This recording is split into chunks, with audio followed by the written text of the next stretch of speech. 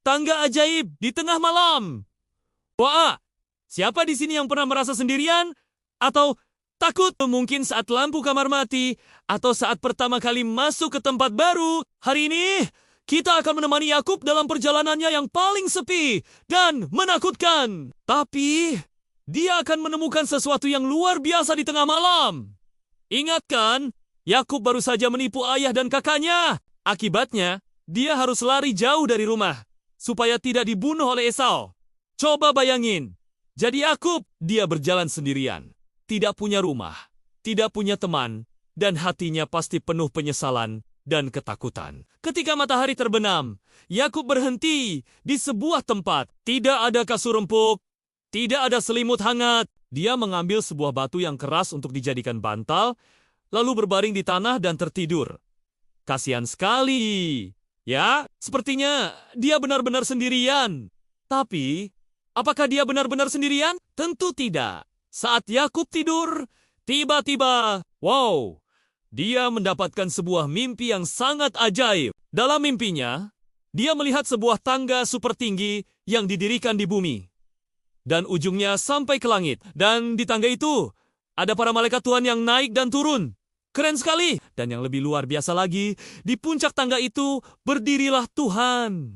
Dan Tuhan berbicara kepada Yakub. Tuhan berkata, "Akulah Tuhan, Allah Abraham dan Ishak. Tanah tempat engkau berbaring ini akan kuberikan kepadamu, dan keturunanmu akan menjadi sangat banyak, seperti debu tanah." Tuhan memberikan janji yang sama, seperti yang diberikan kepada kakek dan ayahnya. Tapi, bukan hanya itu, Tuhan juga memberikan janji pribadi yang sangat spesial untuk Yakub yang sedang ketakutan itu. Dengerin ya, ini janji yang indah sekali. Tuhan berkata, "Sesungguhnya aku menyertai engkau.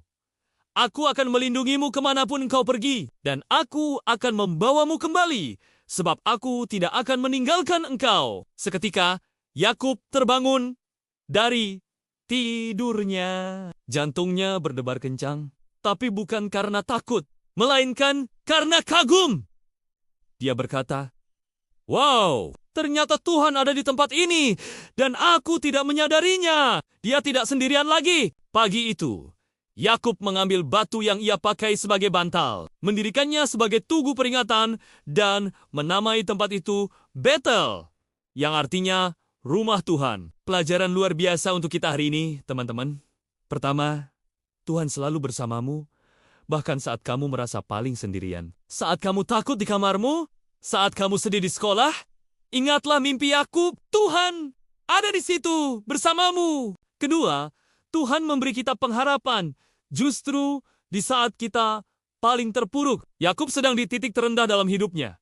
Tapi, disitulah Tuhan datang dengan janji masa depan yang cerah. Ketiga, yang paling keren, kasih Tuhan itu luar biasa. Ingat, Yakub baru saja berbuat salah. Tapi, apakah Tuhan memarahinya? Tidak! Tuhan justru datang dengan kasih, pengampunan, dan janji penyertaan.